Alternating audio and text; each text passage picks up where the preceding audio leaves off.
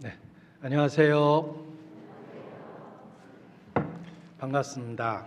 전 주안에 있는 전주교회 서도석입니다. 제 30대 초반에 이곳 금촌 선교원에서 모임을 시작했을 때 오고 갔던 많은 추억이 있습니다. 오랜만에 추억이 가득한 곳에 오게 돼서 설레는 마음으로 어제 잘 왔습니다. 반갑습니다. 함께 기도하시겠습니다.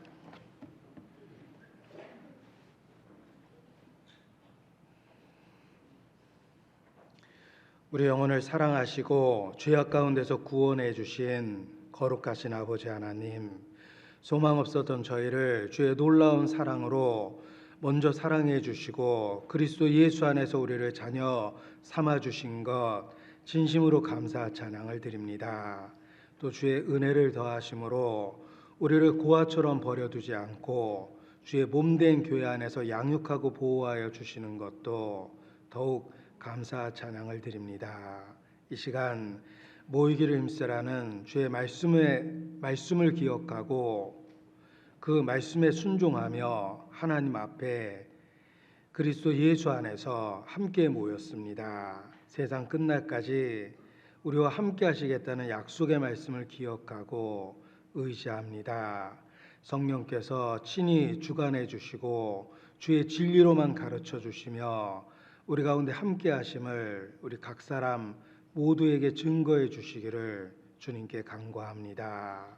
시대를 분별할 수 있는 지혜를 주시고 이 말세에 성도로 구별해서 살 수 있는 지혜와 능력도 더하여 주시기를 주님께 기도합니다.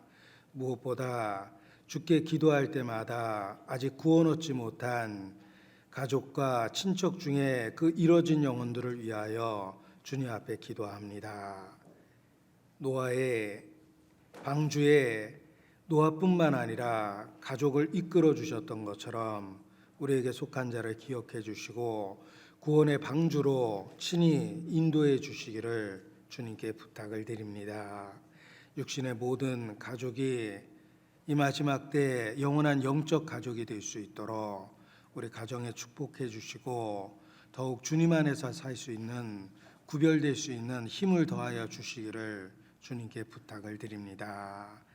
곧 주님 만나는 그날 사랑하는 모든 사람들과 함께 주님 앞에 서서 아무 꺼리낌 없이 찬양과 찬송을 드릴 수 있도록 현재의 모든 삶을 다스려 주시기를 주님께 간구합니다. 이 시간도 우리 가운데 두루 살펴주시고 병든 것, 잘못된 것, 혹 진행적인 죄가 있다면 책망해 주시며 고칠 수 있는 결단과 능력을 더해 주시기를 주님께 부탁을 드립니다. 함께 하시는 주께 모든 것을 의지합니다. 말씀의 능력으로 우리 심령에 역사하여 주시옵소서. 주께 의지합니다. 고마우신 우리 구주 예수님 이름으로 기도합니다. 아멘. 네, 성경 고린도 후서 4장 1절 말씀부터 보시겠습니다. 성경 고린도 후서 4장 신약 성경 고린도 후서 4장 1절부터 보시겠습니다. 289페이지 고린도 후서 4장 1절 말씀부터 제가 읽어드리겠습니다. 고린도후서 4장 1절 이러함으로 우리가 이 직분을 받아 긍휼하심을 입은 대로 낙심하지 아니하고 이에 숨은 부끄러움의 일을 버리고 계율 가운데 행하지 아니하며 하나님의 말씀을 혼잡게 아니하고 오직 진리를 나타내므로 하나님 앞에서 각 사람의 양심에 대하여 스스로 천거하노라. 고린도후서 4장 7절 말씀을 찾겠습니다. 7절 말씀은 함께 읽겠습니다.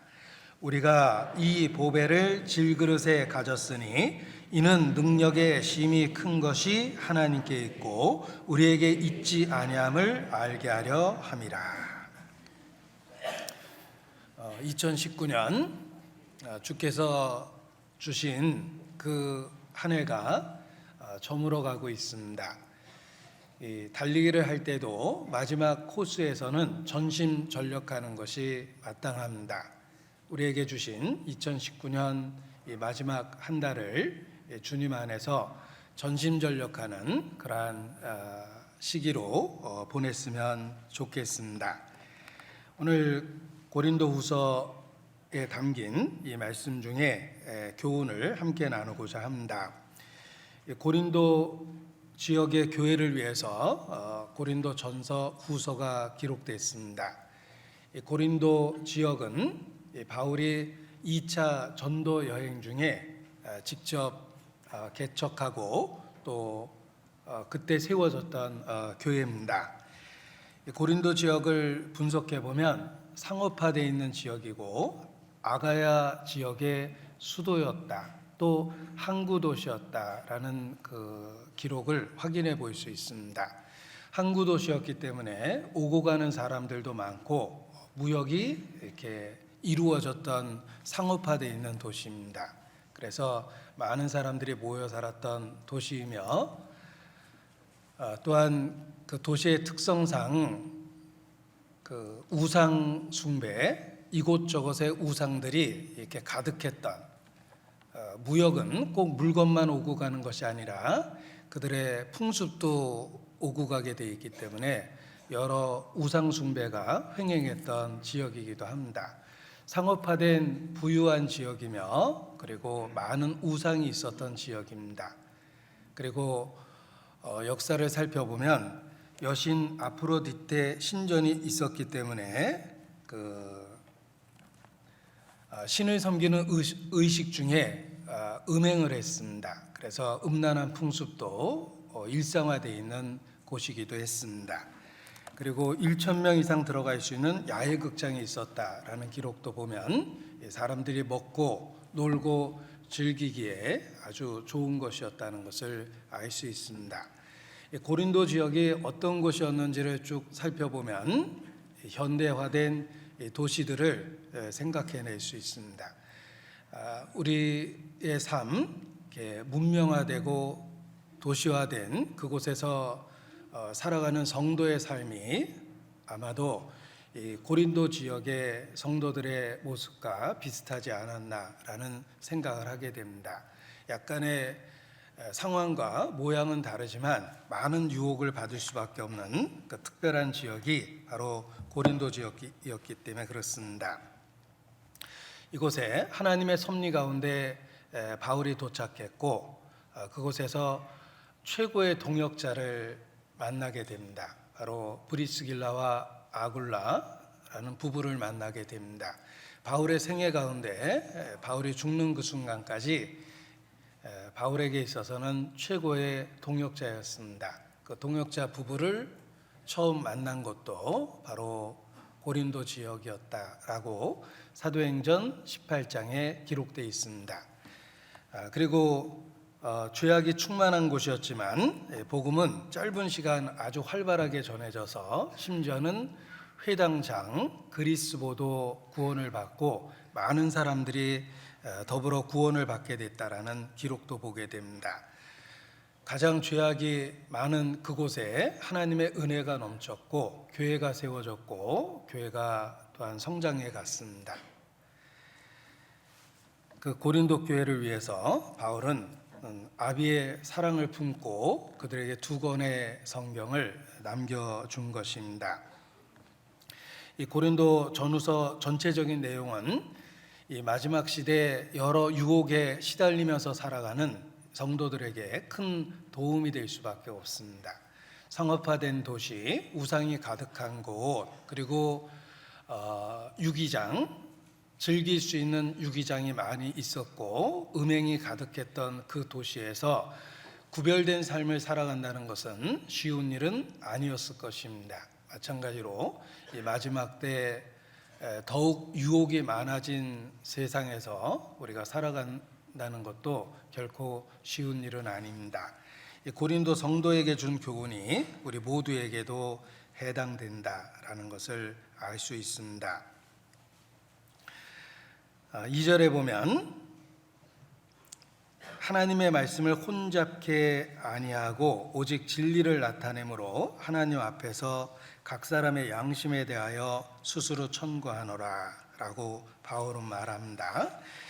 이 성도는 마땅히 구별된 삶을 살고 있어야 됩니다. 그래서 숨은 부끄러움의 일을 버리고 계율 가운데 행치 말고 이게 이제 구별된 삶을 살아야 된다라는 걸 일깨워 주면서 더불어 순전한 하나님의 말씀을 지키고 그 진리를 나타내며 살아야 된다라고 권면해 주고 있습니다. 이 성도의 삶은 한마디로 세상과 구별된 삶을 지키고 살아야 되고 복음이 변질되지 않도록 또한 지키며 살아야 되는 것입니다. 이 복음을 혼잡케 하고 또 변하게 하고 또 타협하려는 시도는 그때나 지금이나 많이 있기 때문에 그렇습니다. 이 복음을 지키고 구별된 삶을 지킨다라는 것은 결코 저절로 되는 것이 아닙니다. 마치 자전거가 넘어지지 않기 위해서는 끊임없이 바퀴가 굴러가야 되는 것처럼 신앙생활도 그러합니다. 우리가 넘어지지 않기 위해서는 계속해서 바퀴가 굴러가야 되는 것처럼 신앙적으로도 긴장하고 자신을 지키는 삶을 영적 싸움 가운데 유지해야만 하는 것입니다. 어렸을 때 어머니께서 저에게 자주 시킨 일 중에 하나가 예를 들면 죽을 쓰거나 또는 고추장 같은 걸 만들 때 그게 오랜 시간 이렇게 눌러 붙지 않도록 이렇게 저어 주어야 됩니다. 그런데 그 일을 이제 꼭 어린 저에게 시키셨습니다.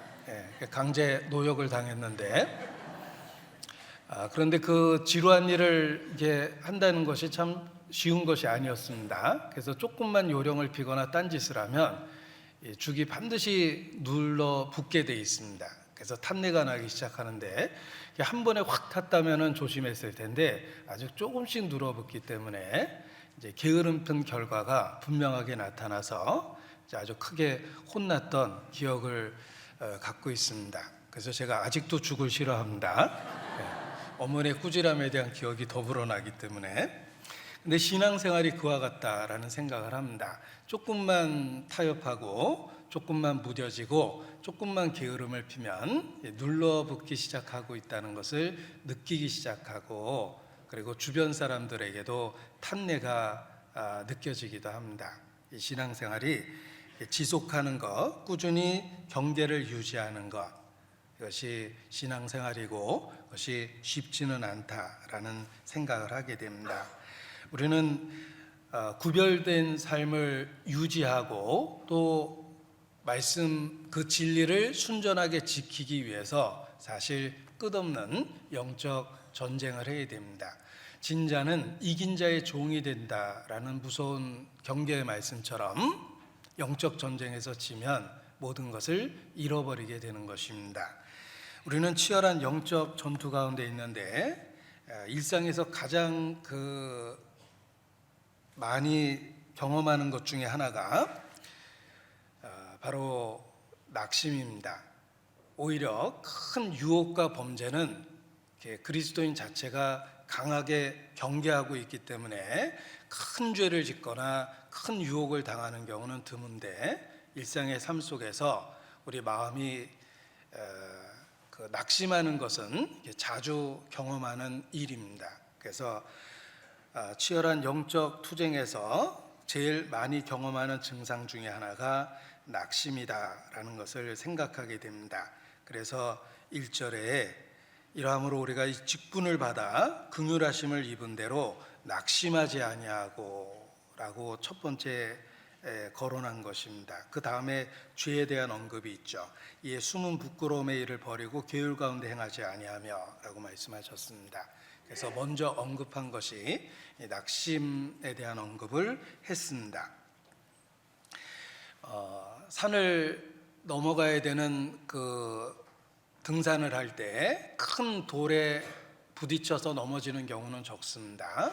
아주 작은 돌에 부딪히거나 또는 그 큰 돌보다 오히려 신발 안에 들어와 있는 작은 돌들이 더 고통을 일으킨다라고 이야기합니다. 마찬가지로 우리의 철로 역정, 천성을 향해 걸어가는 그 과정 속에서도 큰 유혹과 큰 범죄는 오히려 성도로서 잘 피해 다닐 수 있습니다. 그런데 아주 작은 것, 작은 돌과 같고 때로는 신발 속에 들어온 그 작은 돌멩이처럼 우리에게 수시로 고통을 주는 것들이 바로 우리 마음에서 일어나는 그 낙심입니다. 우리는 자주 감정적인 변화를 경험하게 됩니다.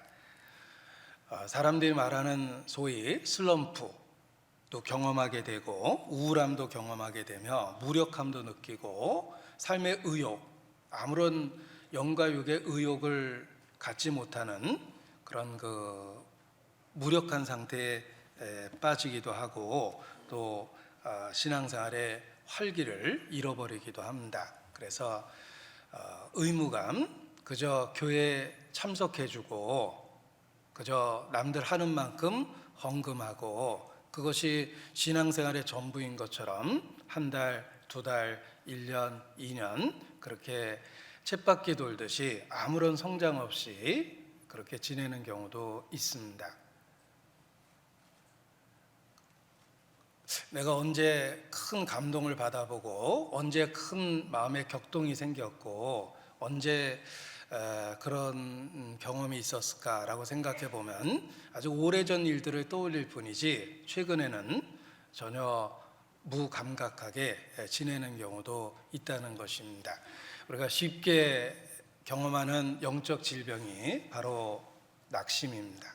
그 우울감을 떨쳐버리지 못한다든지 봉사는 시키니까 또 늘 하던 거니까 아니 의무감 때문에 하기는 하는데 그 기쁨이라는 동력을 잃어버린다든지 이렇게 무력해지는 경우가 있습니다.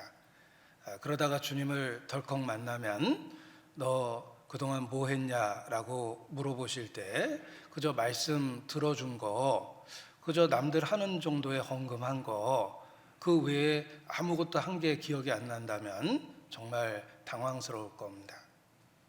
악하고 게으른 종아라는 그 책망이 지금도 들릴 것 같기도 합니다. 우리의 신앙생활 가운데 가장 자주 겪는 문제가 사실은 우리 마음에서 일어나는 이 낙심입니다. 그래서 낙심하지 말라고 이렇게 여러 차례 반복해서 말씀해 주신 것입니다. 저도 마찬가지입니다. 뭐 목사라고 늘 기뻐하고 그러는 건 아닙니다. 낙심할 때도 있고 무력한 상태에 빠질 때도 있고 그저 일상이 반복되는 것 같은 그런 그 무뎌지는 마음을 느낄 때도 있습니다. 늘 하던 일이니까 하지만 그 활기를 잃어버리고 어느 순간부터 성경에 밑줄 그어지는 게 거의 줄어듭니다. 예전에는 처음 성경을 볼 때는 줄 긋다 보니까 다 걷어요. 이럴 건 뭐하러 걷지? 막 이렇게 생각할 정도로 그냥 모든 말씀이 감동이 됐던 순간이 있는데 어느 순간부터 줄 긋는 일이 줄어듭니다. 그냥 늘 얼핏 생각나는 말씀을 또 읽는 것 같은 그런 생각이 들 때가 있습니다. 또 계절적으로 이렇게 쌀쌀해지는 계절에는 더욱더 이 마음도 몸도 이렇게 위축될 때가 있습니다. 가을밤 외로운 밤 벌레 우는 밤 초가집 지붕이 어두워질 때 슬픈 노래가 더 슬프게 불러지는 때가 있습니다. 그런데 그럴 때 낙심하지 말라 라고 말씀하십니다. 낙심하지 않을 충분한 이유가 우리에게 있다는 것입니다. 이러함으로 낙심하지 아니하고 이러함으로 낙심하지 않을 충분한 이유가 있다. 그걸 늘 일깨우고 그것을 바라보고 그것을 붙잡고 그렇게 살아야 된다. 이러함으로 낙심하지 아니하고 16절도 같이 읽겠습니다. 그러므로 우리가 낙심하지 아니하노니 겉사람은 후패하나 우리의 속은 날로 새롭도다. 낙심하지 않을 충분한 이유가 있다는 것입니다. 고린도후서 5장 7절입니다. 이것이 낙심하지 않을 비결입니다. 고린도후서 5장 7절 함께 읽습니다. 이는 우리가 믿음으로 행하고 보는 것으로 하지 아니함이로다. 보는 것, 내가 보고 듣고 처한 상황은 낙심될 수 있는 상황이 있습니다. 그러나 믿음을 갖고 다시 보면 현재 우리가 겪고 있는 모든 삶의 어려움과 갈등과 고난은 사실 지나가는 한 과정이요, 우리에겐 영원한 세계가 있습니다. 그리고 단지 흘려 떠나보내는 과정일 뿐만 아니라 이것은 심는 것과 같은 의미 있는 시기입니다. 믿음을 갖고 내가 겪고 있는 상황을 보십시오. 겉사람은 후패하나 그럴 수 있습니다. 우리의 속은 날로 새롭습니다. 우리의 삶에 번거로움이 있고 수고가 있고 슬픔이 있습니다. 그러나 우리가 영적으로 참여되어 있는 일의 결과를 생각해 보십시오. 반드시 거두리라는 약속이 있습니다. 또 설명할 수 없는 어려움을 겪고 있습니다. 얼마나 오랫동안 지속됐는지 모르고 이제는 희망도 없어 보입니다. 그러나 분명한 것은 이 모든 것이 과정이며 주께서 이 모든 걸 허락했다면 그럴 만한 이유가 있는 것입니다. 하나님을 사랑하는 자, 곧 그 뜻대로 부르심을 입은 자에게는 모든 것이 합력하여 선이 된다라는 약속도 있고, 아들을 아끼지 않고 내어주신 이가 그 아들과 함께 어찌 모든 것을 은사로 주시지 아니하겠느냐라는 일깨움도 있습니다. 믿음으로 다시 우리의 삶을 살펴보면 낙심하지 않을 충분한 이유가 있습니다. 이러함으로 낙심하지 아니하노니, 그러므로 우리가 낙심하지 아니하노니, 생각해 보십시오. 주님께 주목하면 낙심하지 않을 충분한 이유가 우리에게 있다는 걸 깨닫게 됩니다. 우리는 보는 것으로 행하지 않습니다. 우리는 믿음으로 행하기 때문에 그렇습니다. 그래서 기록하기를, 이는 우리가 믿음으로 행하고 보는 것으로 하지 아니함이로라. 이것이 낙심하지 않을 이유입니다. 우리가 혹 선을 행하며 그 결과가 보이지 않기 때문에 낙심할 수 있습니다. 예를 들면 가까이 있는 분에게 전도하려고 하는데 도무지 꿈쩍도 안 하는 것 같습니다. 무반응합니다. 낙심할 수 있습니다. 그럴 때 하나님의 말씀이 우리 마음에 일깨워 줍니다. 누구든지 선을 행하되 낙심하지 말지니 피곤하지 아니하면 때가 이름에 거두리라 라고 약속해 주셨습니다. 때가 이르면 수고는 반드시 거두게 돼 있습니다. 네, 이름으로 물 한 잔 대접한 것도 결코 그 상을 잃지 않을 거라고 약속해 주셨는데, 이 교회 안에 물 한 잔이 아니라 얼마나 많은 수고로움과 봉사와 반복되는 일들이 있습니까?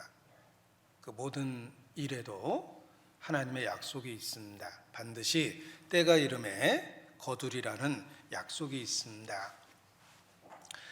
저는 전형적인 그 도시 사람입니다. 서울이 고향이고 서울에서 반 100년을 살았습니다. 학교도 서울, 군대도 서울, 교회 전도인 사역을 시작했을 때도 서울 붙어 있는 그 주변에서 주로 지내서 서울을 중심으로 지냈는데 농촌에 대한 경험이 거의 없습니다. 그래서 밭에서 자라는 그 작물이 정말 신기하게 보일 때가 있고, 과수원에 그 과일 맺히는 것이 사진 찍고 싶은 마음이 생길 정도로 신기하게 보일 때가 있습니다. 어느 날 충주교회 앞에서 거기 가수원이 있습니다. 사과 열린 걸 봤습니다. 저는 사실 깜짝 놀랐어요. 사과나무 한 그루에서 그렇게 많은 사과가 맺힐 거라고는 생각을 못했어요. 그런데 한 그루의 사과나무 속에 정말 수도 없이 많은 사과가 맺혀 있는 걸 봤습니다. 제 표현을 그대로 써서 이야기하면 징그러울 정도로 다닥다닥다닥 이렇게 사과가 맺혀 있는 걸 봤습니다. 야, 하나님은 정말 풍성하게 갚아주시는구나. 하나의 사과를 심었을 때 얼마나 많은 결과가 생기고 그게 당대로 끝나는 게 아니죠. 그 사과가 또 심겨졌을 때 그야말로 원자탄이 폭발하듯이 끊임없이 증폭해서 결실을 맺히는 겁니다. 이것이 자연을 통해서 주시는, 그 작은 수고에 보상하는 하나님의 은혜입니다. 하물며 영적인 희생과 수고와 번거로움에는 반드시 보상이 있습니다. 내가 기대했던 것보다 틀림없이 더 큰 걸로 갚아주십니다. 하나님이 그 사랑하는 자를 위하여 예비한 것은 눈으로 보지도 못했고 귀로 듣지도 못했고 마음으로 상상할 수도 없는 거라고 이렇게 얘기하셨습니다. 우리의 상상력을 초월한 은혜로 갚아주시겠다고 약속해 주셨습니다. 그래서 보상 없는 희생에 대해서 현재 낙심하지 않을 충분한 이유를 우리가 갖고 있는 것입니다. 이러므로 낙심하지 아니하노니 주의 약속과 예비된 결과를 기대하면 현재의 수고에 대해서 보상이 없는, 반응이 없는 희생에 대해서 낙심하지 않을 이유를 갖게 되는 것입니다. 현실감 있게 돈으로 생각해 봤습니다. 내가 10,000원을 투자했을 때 하나님이 10,000배로 갚아주신다면 10,000원의 10,000배는 10,000,000입니다. 1억입니다. 10,000원을 투자해서 10,000배를 받을 수 있다면 누구든지 투자할 겁니다. 제가 어느 날 마케팅 전화를 받았는데 20,000원인가 30,000원 생명보험을 들면 죽으면 무조건 2억인가를 주겠다고 그러더라고요. 그래서 두말할 것 없이 들었습니다. 왜냐하면 죽을 확률 100%예요. 안 죽고 못 살죠. 내가 언젠간 100% 죽을 텐데 한 달에 까짓 거 20,000원 벌어서 내가 2억을 받을 수 있다면 내가 그래도 남아있는 가족한테 덜 미안하겠다. 먼저 가서 그렇게 생각하니까 이건 당연히 해야 돼요. 그리고 시간 10년, 20년을 계산해도 20,000원 계산해봤자 얼마 되지도 않더라고요. 그런데 무조건 죽으면 2억이니까 난 죽을 확률이 100%니까 뭐 당연히 그 보험에 들었습니다. 그래서 꽤 열심히 기쁨으로 봤는데 어느 날 깨알만한 그 약관을 읽어봤더니 대중교통 타고 가다 죽어야 된답니다. 저는 오너 드라이버입니다. 버스 탈 일은 거의 없습니다. 아마 상대방을 철저히 분석하고 저한테 그런 잘못된 마케팅을 한 것 같아요. 엄청난 배반감을 느끼고 그날 바로 예약했습니다. 그런데 하나님께서 우리에게 주시는 축복은 만만 그 이상일 것입니다. 상상할 수도 없다 그랬으니까. 그건 내가 상상한 수준이거든요.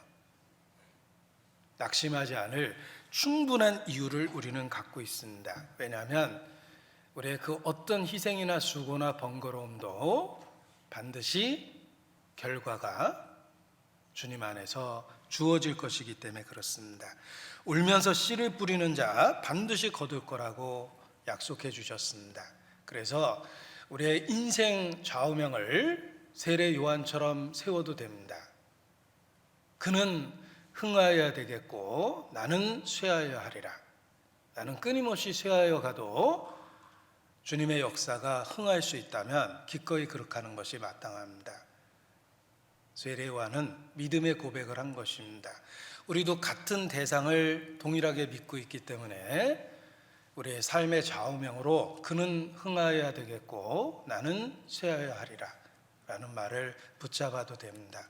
그래서 봉사가 있으면 체력은 없지만 병든 몸이지만 그래도 약 먹고 파스 붙이고 내가 해야 될 일은 해야 되겠다. 내가 안 하면 누군가가 더 큰 부담을 가질 텐데 라는 생각하고 봉사에도 즐거운 마음으로 나오게 되고 동참해야 될 헌금이 있다면 내가 해야 될 몫은 충분히 감당해야 되겠다 라는 생각을 하게 되는 것입니다. 그래서 반드시 거두게 된다는 약속을 붙잡을 때 낙심하지 않을 수 있습니다. 지금은 그저 과정일 뿐입니다. 아직은 결과를 보지 못했습니다. 믿음으로 결과를 미리 보고 현재의 어려움을 참을 수 있다는 것입니다. 낙심하지 않을 충분한 이유를 우리는 갖고 있습니다. 고린도 후서 4장입니다. 12절 어디 갈 생각하지 마세요. 거기입니다. 네. 고린도후서 4장 12절 같이 읽습니다. 그런즉 사망은 우리 안에서 역사하고 생명은 너희 안에서 하느니라. 그렇습니다. 전도 집회가 있었습니다. 한 영혼을 데려오기 위해서 얼마나 마음고생하고 희생하고 수고하고, 보통 때는 걸어 다니고 버스 탔던 분도 전도 집회 그를 데려오기 위해서는 기꺼이 택시비를 지불하고 그분을 모셔왔습니다. 한 분이 그 자리에 앉기까지 얼마나 많은 수고로움이 있었고 희생이 있었는지 충분히 느낄 수 있었습니다. 생명은 너희 안에서 역사하고 사망은 우리 안에서 역사한다. 우리의 희생을 통해서 누군가에게 생명이 시작되는 것입니다. 그래서 그 결과를 생각하면 우리가 과정적인 어려움을 참아낼 수 있고, 그리고 쓸데없이 낙심하지 않을 수 있습니다. 그래서 이러함으로 낙심하지 않는다. 그러므로 우리가 낙심하지 않는다. 믿음을 갖고 결과를 생각하면 낙심하지 않을 충분한 근거가 우리에게 있다는 것입니다. 그리고 무엇보다도 이 모든 약속 뒤에 우리가 믿는 우리 구주 주님 자신이 계시다는 걸 기억하셔야 됩니다.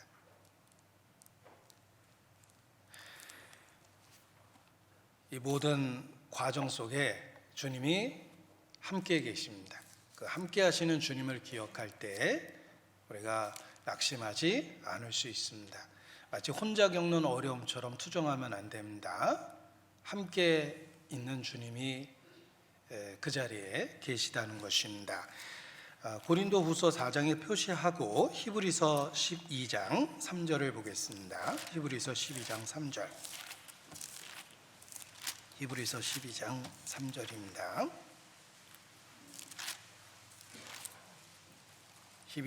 히브리서 12장 3절 제가 읽어드립니다. 히브리서 12장 3절.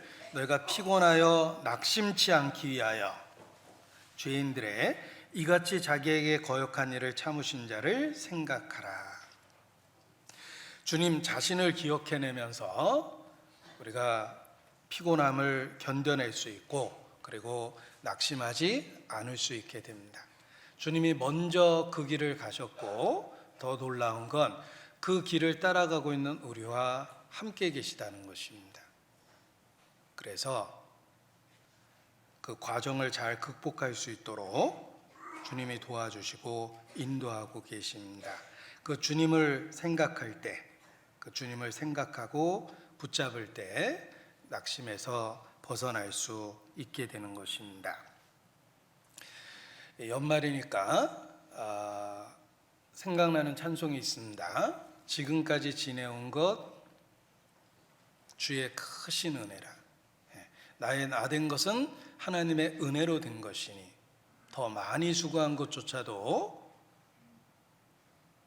하나님의 은혜다라고 바울은 고백합니다. 바울의 삶뿐만 아니라 우리의 삶 속에서도 그렇습니다. 연약한 우리가 아무튼 지금까지 지내왔습니다. 변함없이 주의 이름을 부르고 있습니다. 지금까지 지내온 것 주의 크신 은혜입니다. 그래서 이 연말 한 해를 돌아보면 주님이 곳곳에 함께 하셨고, 투덜거리고 있는 나를 타일르고 비틀거리는 나를 붙잡아주고 이끌어주고 강권하시고 여기까지 이르게 하셨다는 그런 고백을 하게 됩니다. 지금까지 지내온 것 주의 크신 은혜입니다. 저는 찬송을 좋아합니다. 찬송을 그러니까 제 자신을 격려하기 위해서도 스스로 이렇게 찬송을 많이 부릅니다. 좋은 시를 읊으면은 이렇게 마음이 그 감동이 되는 걸 이렇게 경험했는데, 찬송은 좋은 시에 멜로디가 붙어 있기 때문에 더 그 우리의 감성을 자극하고 우리 마음에 더 큰 교훈이 됩니다. 우리의 그 혼을 이야기할 때 지정이라고 이야기하는데, 지식, 기억해내는 것, 감정적인 공감, 그리고 의지, 어떤 행동을 움직일 수 있는 결단을 하는 것, 이런 것들이 우리의 인격, 매일의 삶 속에서 나타나게 되어 있습니다. 그런데 찬송의 가사는 좋은 함축된 시에 그리고 멜로디가 붙어 있기 때문에 우리의 감정에 이렇게 큰 그 감동을 주게 됩니다. 그래서 찬송을 좋아합니다. 제가 찬송 부르는 거 들으면 혹 걸림될 분이 있을지 모르겠는데, 아무튼 제 스스로 저를 격려하기 위해서라도 찬송을 좋아합니다. 오늘 숨을 쉬는 것 감사, 나를 구원하신 것 감사, 내 뜻대로 안 돼도 주가 인도하신 것 모든 것 감사. 주님 감사해요, 주님 감사해요, 내가 여기까지 온 것도 은혜입니다. 내가 여기까지 온 것도 은혜입니다 라는 걸 확 일깨워 줍니다. 제가 그 가사 하나 때문에 나머지 앞뒤를 다 좋아하게 됐어요. 내가 여기까지 온 것도 은혜입니다. 생각해보니 나는 그렇게 찬송하고 주님을 따라왔던 것 같진 않다. 비틀거리고 두리번거리고 투덜거리고 그렇게 했는데, 그럼에도 불구하고 아무튼 지금 이 순간까지 나는 주의 이름을 부르고 있습니다. 예수님은 나의 구주시고 나의 주시고 나의 하나님이십니다. 내가 변함없이 주의 이름을 부르고 있는 그 뒤편에 주님이 함께 하셨다는 걸 분명하게 보게 됩니다. 내가 여기까지 온 것도 은혜입니다. 그렇습니다. 저뿐만 아니라 우리 모두가 그러합니다. 그래서 주님을 생각하고 기억하면 낙심하지 않을 충분한 이유를 갖게 됩니다. 낙심한 데서 벗어날 수 있는 겁니다. 어린 시절에 서러워서 울기 시작하면 저희 어머니는 저를 위로해 준 게 아니라 더욱 야단을 치고 때리셨습니다. 그때 우리 어머니가 저한테 했던 대사입니다. 너 왜 울어? 네가 애미가 없냐? 애비가 없냐? 전 너무 억울했어요. 제 딴엔 슬퍼서 우는데 거기다 대고 격려는커녕 더 야단치고 네가 지금 왜 우냐 이 상황에, 네가 애미가 없냐 애비가 없냐라고 늘 야단치셨는데, 어린 시절에는 그렇게 서러웠습니다. 그러니까 그 대사가 제 마음에 지금까지 남은 거예요. 그런데 생각해 보니까 그게 맞는 말이에요. 울 이유가 없었습니다. 아이는 별로 울 상황이 아닌데 울어요. 진짜 슬픈 일이 있거든요, 앞으로 살다 보면. 그런데 별 슬픈 일도 아닌데 그 사소한 일에 울고불고 난리가 납니다. 아이라서 그래요. 유치해서 그래요. 미성숙해서 그래요. 영적으로 그렇습니다. 우리는 아주 사소한 일에 흔들리고 낙심하고 원망하고 불평하고 뒤로 물러나고 수시로 그렇습니다. 그런데 그 연약한 우리를 붙잡고 여기까지 오신 것이 주님이십니다. 내가 여기까지 온 것도 은혜입니다. 지금까지 지내온 것 주의 크신 은혜입니다. 나는 그렇게 활기차고 찬송 부르며 주님을 따라오진 않았기 때문에 그렇습니다. 두리번거리고 비틀거리고 불평하고, 그럼에도 불구하고 주님은 붙잡고 여기까지 오시고 나를 이렇게 더 성장케 하시고 더 큰 시련에 맞설 수 있도록 끊임없이 나를 훈련하시곤 합니다. 낙심하지 않을 충분한 이유가 있습니다. 에레미야 12장 말씀도 하나 찾겠습니다. 제가 좋아하는 말씀입니다. 에레미야 12장 5절입니다.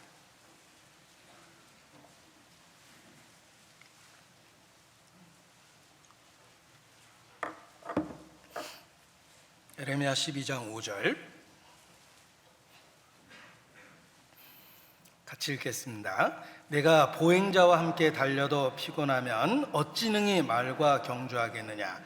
내가 평안한 땅에서는 무사하려니와 요단의 창이란 중에서는 어찌 하겠느냐. 울고 있는 저에게 의미가 없냐 애비가 없냐고 야단치신 어머니의 마음이 여기 들어있더라고요. 너 그렇게 사소한 일로 울고불고 그러면 너 앞으로 이 거친 세상에서 너 어떻게 살려고 그러냐. 마치 그런 의미가 숨어 있었을 겁니다. 그러니까 얼르고 달래기보다는 더 냉혹하게 야단을 치신 거예요. 살아보니 진짜 울 일들이 생깁니다. 그 작은 일에 그렇게 막 감정적으로 흔들리고 동요하면 이 거친 세상을 어떻게 살겠습니까? 내가 보행자와 함께 달려도 피곤하면 어찌 능히 말과 경주하겠느냐.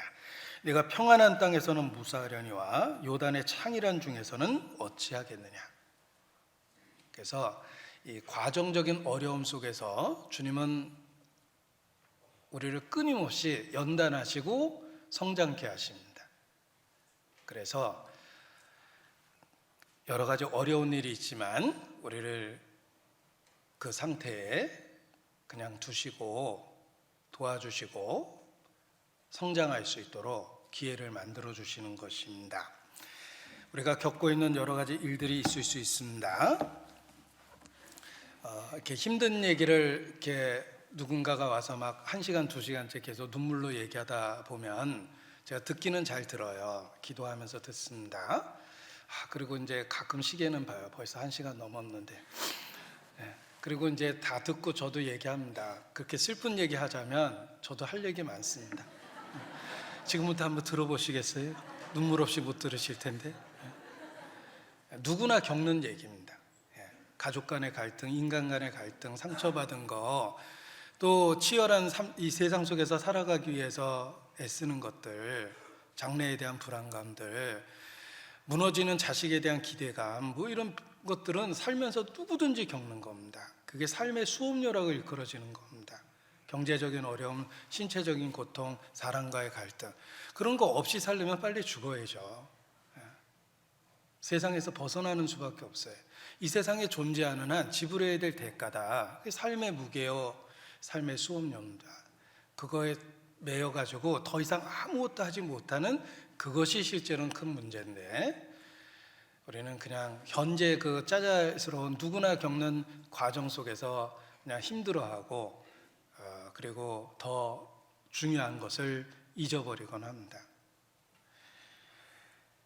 그래서 낙심하지 않을 충분한 이유가 있다. 이러함으로 낙심하지 않는다. 그러므로 낙심하지 말지니라고 일깨워 주는 것입니다.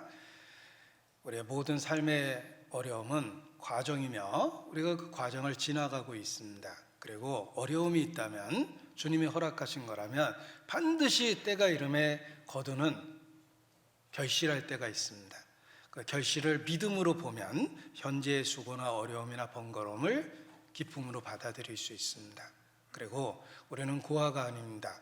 홀로 그것을 해결하는 것이 아니라 함께 하시는 주님, 우리의 삶을 세밀하게 설계하신 주님이 내 인생의 과정 속에 여전히 함께 하십니다. 그래서 낙심하지 않는 것입니다. 우리는 믿음으로 행하고 보는 것으로 행하지 않는 성도이기 때문에 그렇습니다. 고린도후서 4장 다시 보겠습니다. 고린도후서 4장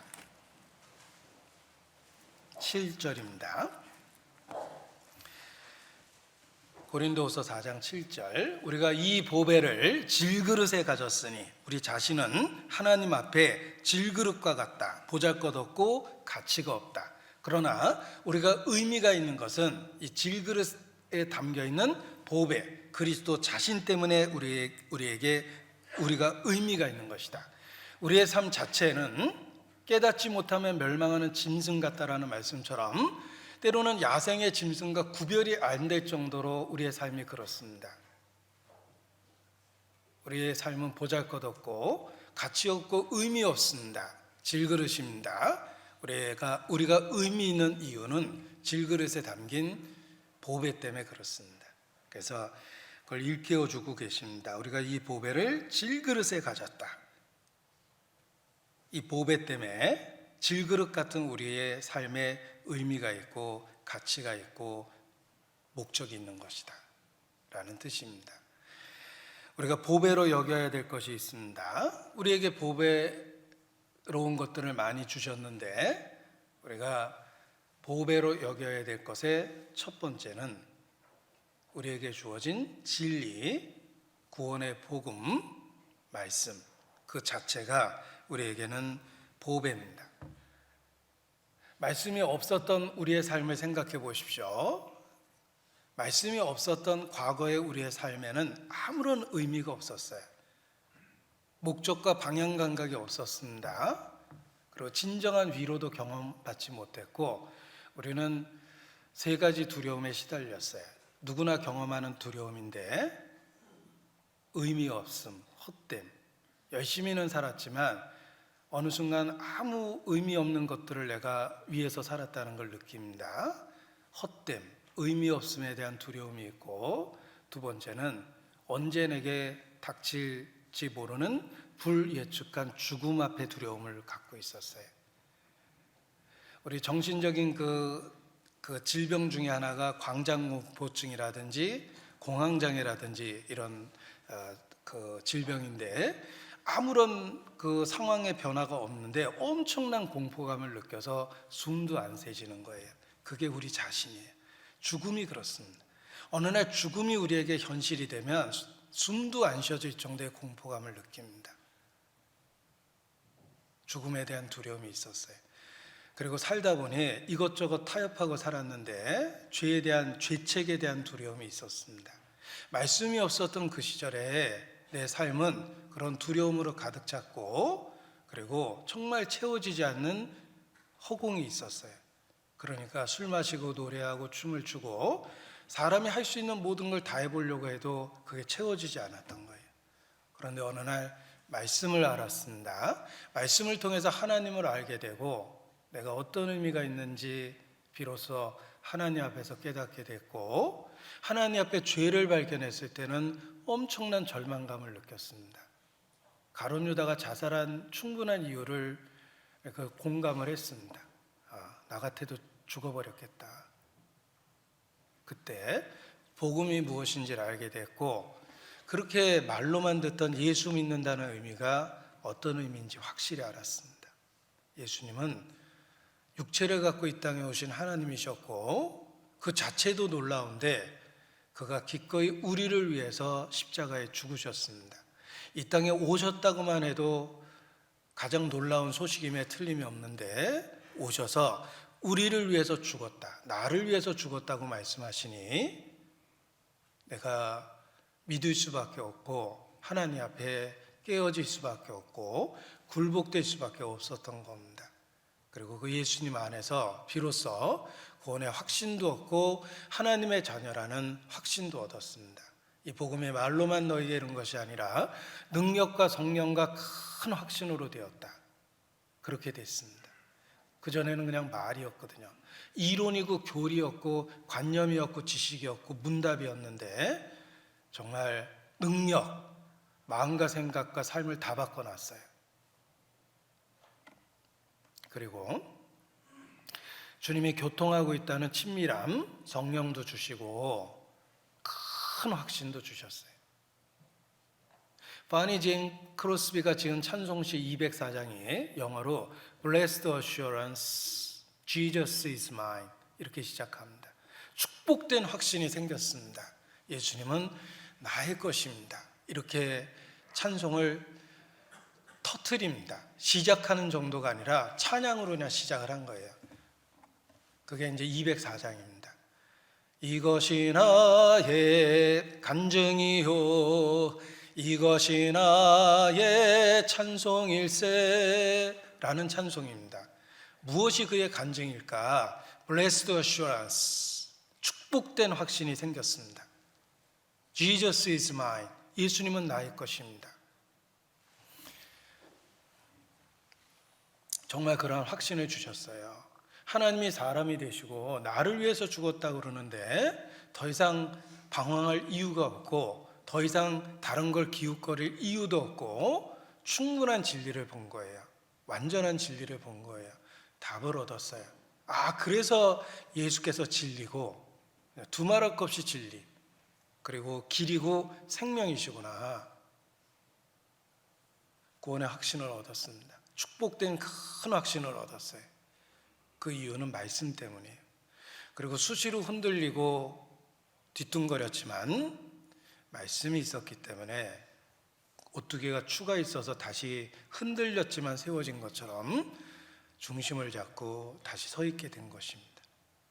말씀이 있었기 때문에. 말씀이 없었다면 나는 여전히 세 가지 두려움에 시달렸을 거고, 그리고 삶의 의미나 가치를 전혀 보지 못했을 거예요. 제 생각에는 제가 말씀을 몰랐다면은 아마 40대 초반에 좀 죽었을 것 같다는 생각이 들어요. 한 90% 정도는 그런 생각이 듭니다. 왜냐하면 제가 살았던 라이프 스타일 그대로 살았다면 40대 초반에 어디서 맞아 죽었거나 술 먹고 얼어 죽었거나 그랬을 것 같아요. 40 넘기기는 어렵겠다 이런 생각이 듭니다. 이 말씀이 내게 얼마나 소중한지를 이렇게 깨닫게 되면 이 보배를 질그릇에 주셨다라고 얘기했을 때 그 보배가 말씀이다, 우리 가운데 있는 말씀이다 라는 그 고백을 할 수밖에 없습니다. 옛날 청교도들은 그 당시는 그 문자, 글을 읽을 수 있는 사람이 적었던 시대인데 소수가 성경을 읽을 수 있었고, 그 읽을 수 있는 사람들에게 와서 성경을 읽어달라고 부탁하고 그걸 듣고 기뻐했는데, 말씀을 읽을 때 얼마나 큰 감동을 받았는지 모릅니다. 말씀을 읽다 보면 그렇게 그리워했던 아브라함도 나오고 이삭도 나오고 야곱도 나오고 다니엘도 나오고 완전히 그 초호화 등장인물입니다. 성경 속의 등장인물이 대단하죠. 우리가 영화 한 편 봤더니 유명한 스타는 다 나옵니다. 그러면 뭐 저 사람들 얼굴 본 것만으로 뭐 티켓값 했다 이렇게 얘기하는 사람도 있는데, 이 성경을 읽으면 이 하나님의 구속의 역사 속에 웬만한 스타는 다 나오잖아요. 아브라함도 나오고 야고보도 나오고 요한도 나오고 베드로 설교도 막 들리고, 베드로가 그 실패하고 그 나가서 통곡했던 그런 모습도 보게 되고, 그것이 말씀이 우리에게 주어졌기 때문에 그런 생생한 스토리들을, 이야기들을 듣고 교훈을 받을 수 있는 것입니다. 우리에게 말씀을 주셨어요. 이 핍박받던 시대에는 말씀 자체가 금서였습니다. 가뜩이나 글을 읽을 수 있는 사람이 소수였던 그 시절에 성경 번역을 법으로 금했던 시대도 있어요. 그게 카톨릭 전성 시대입니다. 라틴어로만 되어 있는 성경을 읽게 해서 보통 사람은 아예 근처에 오지도 못하게 했고, 허락받은 사람이 허락받은 장소에서 허락받은 페이지만 읽게 했어요. 그래서 옛날 수도원의 성경들이 다 나무판으로 표지가 되어 있고 닫으면 자물쇠 잠그게 되어 있는 거예요. 못 보게 한 겁니다. 그런데 우리 시대는 어떻습니까? 저는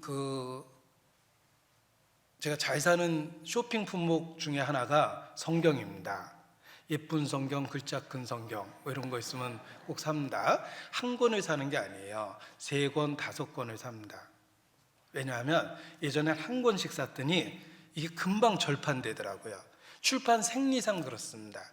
인쇄가 한 번 돼서 자금을 회수하는데 3년 걸리고 막 이러거든요. 그러니까 출판사가 3년 지나 보니까 다시 찍기가 어려운 거예요. 그래서 내가 즐겨보던 그 성경 판이 없어져 버립니다. 그래서 처음에는 이제 한 권 이런 식으로 사다가 아예 없어지기 전에 내가 많이 사놓자 이렇게 하다 보니까 3권, 5권 내가 좋아하는 것들은 계속 이렇게 봐요. 그래서 성경책 이렇게 쌓아놓고 있으면 돈다발 쌓여있는 것보다 더 흐뭇한 거 있죠. 살아있는 한은 충분히 보겠다, 밑줄 긋고 뭐 이런 생각이 드는데, 이 말씀이 우리에게 얼마나 소중한지 생각해 보면 깨닫게 됩니다. 우리에게 보배로운 말씀을 주셨습니다. 그 가치를 모르면 안 돼요.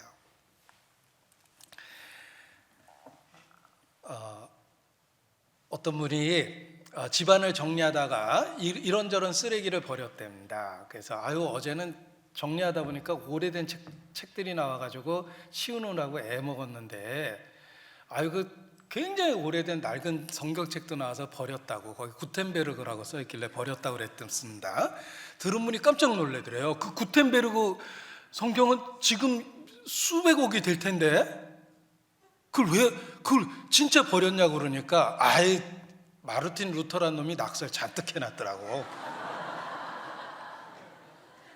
구텐베르그 성경에 루터가 직접 메모한 거는요, 가치를 따질 수 없을 겁니다.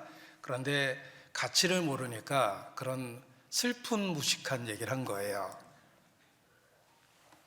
그런데 이제 재밌는 유머 중에 하나지만 영적으로 그런 분이 많습니다. 말씀을 소홀히 하는 것은 그런 그 영적인 어리석음이라고 생각합니다. 그래서 우리에게 보배가 있다. 우리에게 주신 말씀입니다. 그리고 우리에게 주신 보배, 또 다른 보배는 그 말씀이 증가하는 그리스도 자신입니다. 우리가 믿는 그리스도가 나라는 질그릇에 담겨 있는 보배입니다. 그리스도, 그 자신이 하나님이 주신 보배입니다. 학개서입니다. 구약성경 학개, 미가나움, 하박국, 스바냐, 학개, 스가랴, 말라기. 학개서입니다.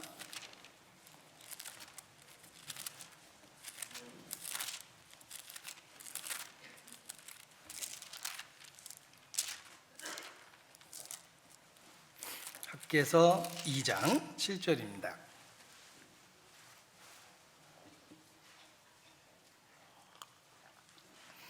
이 학개서 어디 있는지 모르는 분은 회개부터 하셔야 돼요.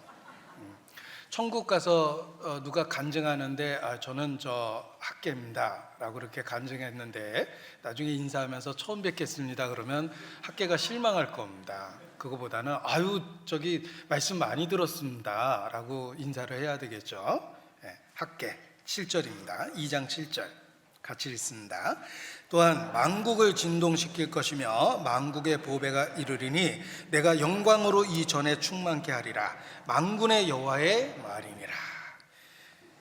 자, 하나님이 약속한 그리스도를 만국의 보배라고 하나님이 선언하셨습니다. 만국의 보배입니다. 최고의 보배입니다. 바로 하나님이 약속한 그리스도 자신입니다. 만국의 보배라고 표현하셨어요. 베드로 전서 2장입니다. 베드로 전서 2장 6절. 베드로 전서 2장 6절입니다.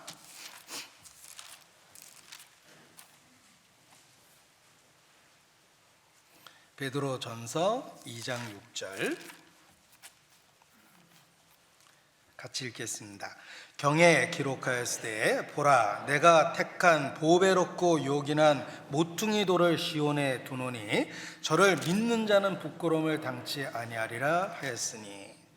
자, 건물을 짓는데 건물의 하중을 전체를 받아야 될 것 중에 하나가 모퉁이 돌입니다. 코너스톤 모퉁이 돌입니다. 하나님이 준비한 교회의 모퉁이 돌 반석이 있습니다. 보배롭고 요긴한 돌입니다. 없으면 건물 자체를 지탱할 수가 없어요. 바로 그리스도 자신입니다. 그리스도를 만국의 보배라고 부르셨고 보배롭고 요긴한 모퉁이 돌과 같다라고 말씀하셨습니다. 그리스도 자신이 보배라는 걸, 그 가치를 우리에게 일깨워 준 겁니다. 우리가 선물을 받았는데 그냥 고맙네 하다가 어느 날 가격을 보고 깜짝 놀랄 때가 있습니다. 이게 이렇게 비싼 건가? 그리스도의 가격을 보면 우리가 다 기겁을 할 거예요. 우리가 생각한 것보다 이 세상 어떤 것으로도 가치를 매길 수 없는 그 보배로운 존재이기 때문에 그렇습니다. 하나님이 보배라고 표현하셨기 때문에 그렇습니다. 그 그리스도를 아는 지식이 우리에게 가장 보배로운 것일 수밖에 없는 거예요. 빌립보서 바울의 고백을 들어보십시오. 빌립보서 3장입니다. 빌립보서 3장 8절. 빌립보서 3장 8절.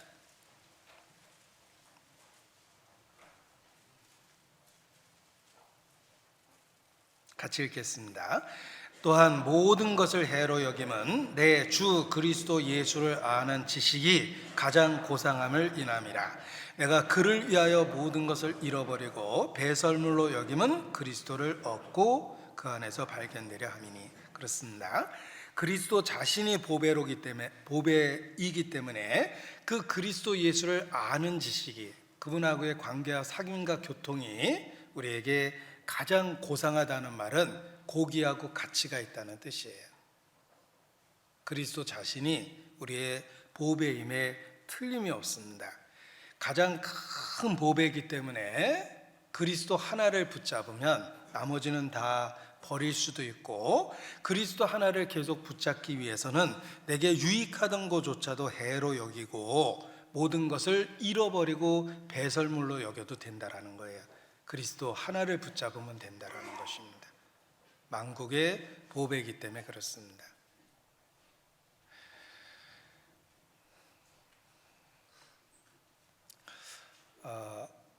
왕비가 큰 죄를 지었습니다. 왕은 용서할 수가 없었어요. 그래서 사랑하는 왕비였지만 성에서 내쫓았습니다. 그리고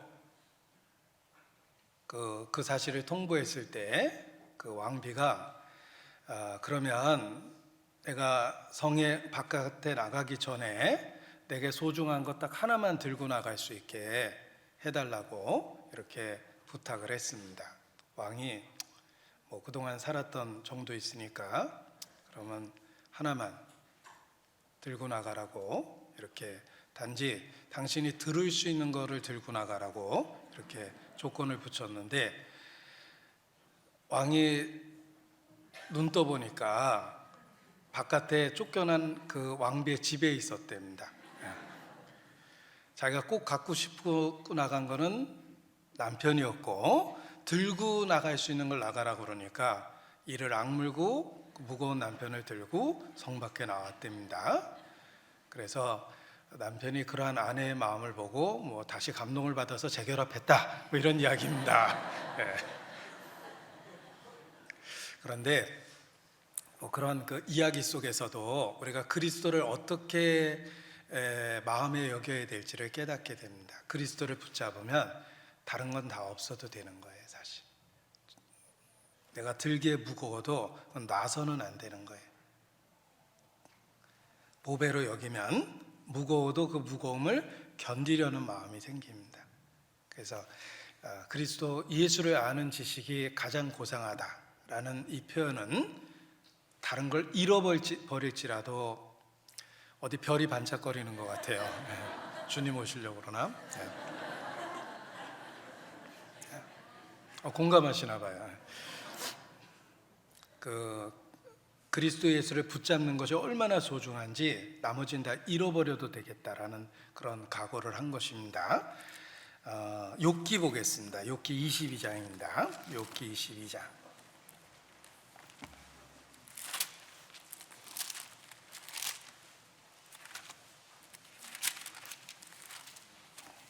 욥기 22장 24절입니다.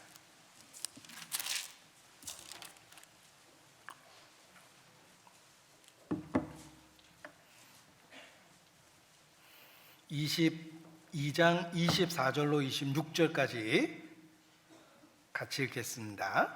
내 보배를 진토에 버리고 오빌의 금을 강가의 돌에 버리라. 그리하면 전능자가 내 보배가 되시며 내게 귀한 은이 되시리니 이에 내가 전능자를 기뻐하여 하나님께로 얼굴을 들 것이라.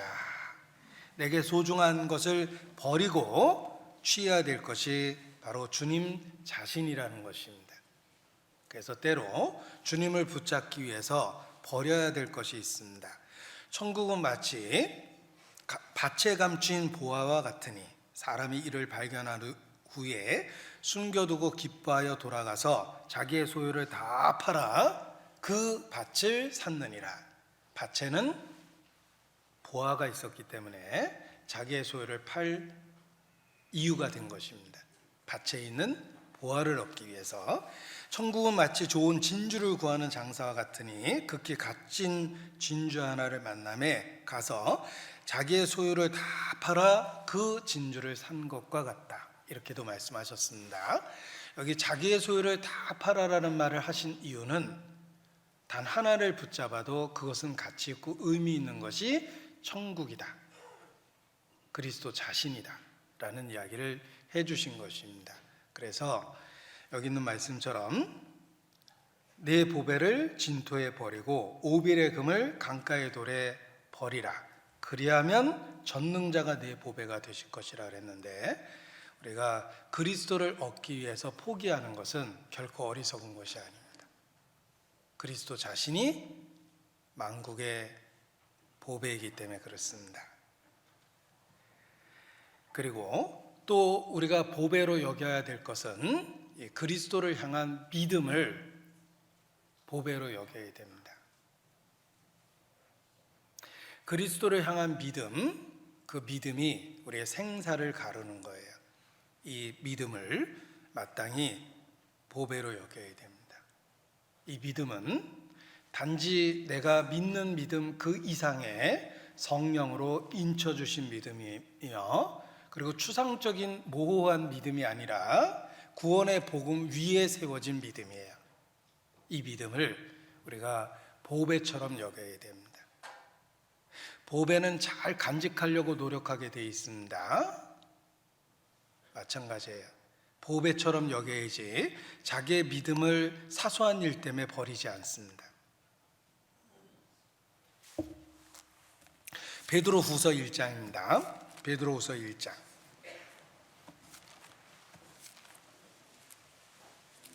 베드로후서 1장 1절입니다. 제가 읽어드립니다. 베드로후서 1장 1절. 예수 그리스도의 종과 사도인 시몬 베드로는 우리 하나님과 구주 예수 그리스도의 의를 힘입어 동일하게 보배로운 믿음을 우리와 같이 받은 자들에게 편지하노니. 내가 믿는 믿음이 아니라 받은 믿음이 있습니다. 나의 믿음에 하나님이 성령으로 인쳐준, 확신케 해준 믿음이 있습니다. 받은 믿음이에요. 그 믿음을 보배롭다 이렇게 표현했습니다. 우리에게 주신 그 믿음을 보배로 여기는 마음이 있어야 돼요. 그래야지만 그것을 붙잡고 잘 간직하고 훼손되지 않게 노력하고 살 수 있는 겁니다. 우리가 귀한 것은 어디다 두었는지 확실히 압니다. 방치하지 않습니다. 잃어버릴 곳에 두진 않습니다. 귀하기 때문에 그렇습니다. 우리에게 주신 믿음을 그렇게 여겨야 돼요.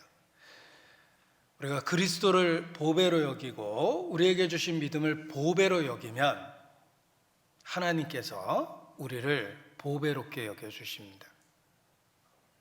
제가 지금 굉장히 좋은 말을 했기 때문에 다시 해보겠습니다. 우리가 그리스도를 보배로 여기고 그리스도를 믿는 믿음을 우리가 보배로 여기면 하나님께서 우리를 보배롭게 여겨주세요. 우리의 가치가 생기는 거예요. 우리의 가치는 하나님의 존재, 하나님하고의 관계 때문에 생기는 가치예요. 하나님하고의 관계가 끊어지면 인간은 아무런 가치나 능력이 없습니다. 이 비유가 합당할지는 모르겠는데 저한테는 깨달음을 줬기 때문에 제가 사용해 보겠습니다.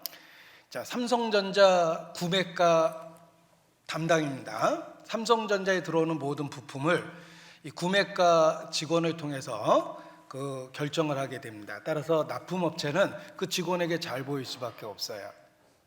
왜냐하면 삼성전자에 납품하면 물량이 크겠죠. 회사가 사느냐 죽느냐를 결정하거든요. 제가 처음에 입사했을 때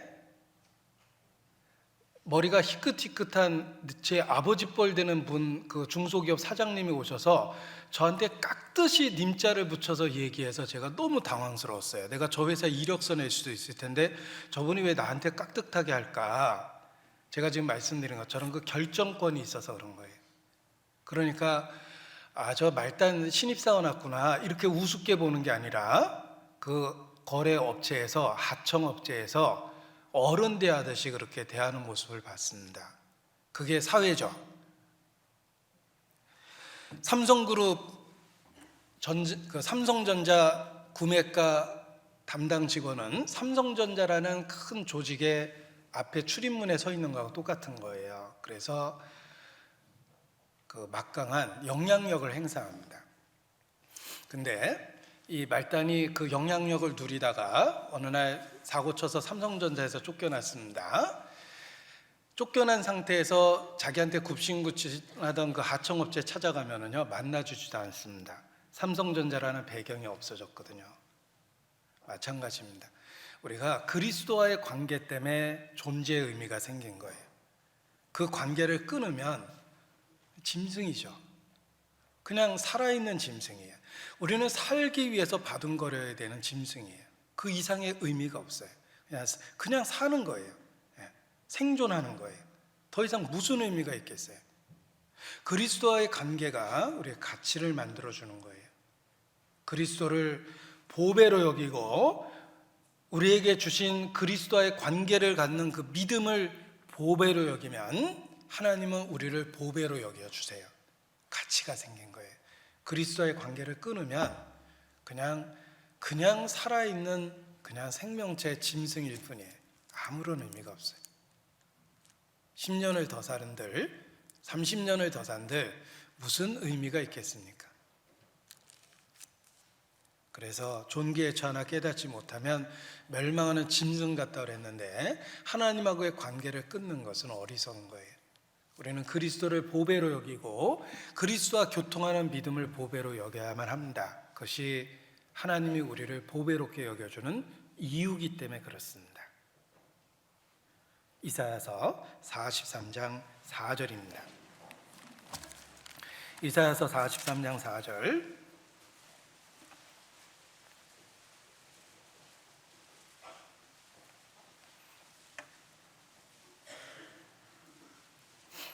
이사야서 43장 4절 같이 읽겠습니다. 내가 너를 보배롭고 존귀하게 여기고 너를 사랑하였은즉 내가 사람들을 주어 너를 바꾸며 백성들로 내 생명을 대신하리니. 우리를 특별하게 여겨주겠다는 뜻입니다. 너를 그냥 다른 생명체처럼 여기지 않겠다. 내가 너를 보배롭고 존귀하게 여기며 너를 사랑하겠다 이렇게 말씀해 주십니다. 그리스도를 보배롭게 여기고 그리스도와의 관계를 갖는 믿음을 보배롭게 여기는 사람은 하나님이 그를 보배롭게 여겨주시고 사랑해 주십니다. 이것이 이제 사람의 가치가 그렇게 결정된다 이렇게 말씀드릴 수 있습니다. 역시 또 하나의 상황 예를 한번 생각해 봤습니다. 어떤 왕자가 정권에 위기가 생기는 바람에 정적에 의해서 감옥에 갇혔습니다. 그 귀한 왕자가 힘든 감옥 생활을 하고 배도 고프고 무엇보다 정말 힘든 거는 독방에 홀로 있어야 된다는 거예요. 너무너무 외로웠습니다. 그런데 어느 날 그 외로운 감옥방에 생쥐 한 마리가 나타났어요. 처음엔 징그럽고 깜짝 놀랐습니다. 그런데 심심하던 차에 살아있는 걸 처음 봤기 때문에 자기가 먹는 빵부스러기를 떼서 줬더니 조심스럽게 와서 한 조각 먹고 갑니다. 그런데 그 다음날 또 왔어요. 다시 자기가 먹던 빵 조각을 나눠줬습니다. 반복되다 보니까 아주 친해졌습니다. 이제는 경계심을 허물고 가까이 와서 돌아다니고 그러다가 정이 들었어요. 피차. 이제는 그 생쥐가 나타나기를 늘 기다립니다. 유일한 위로가 됐거든요.